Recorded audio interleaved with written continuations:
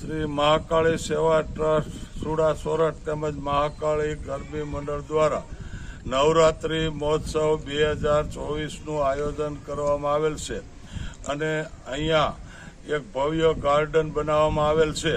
એ ગાર્ડનની અંદર અમારા મહાકાળી ગરબી મંડળ તેમજ ટ્રસ્ટના તમામ સભ્યો છેલ્લા 1 દિવસથી તન મન ધનથી પૂરા સહયોગ અથાગ મહેનત કરી અને ભવ્ય ગાર્ડન બનાવવામાં આવેલ છે અને પ્રથમ નોરતા તારીખ 3/10/2024ના રોજ એ ગાર્ડનને ખુલ્લું મૂકવામાં આવવાનું છે.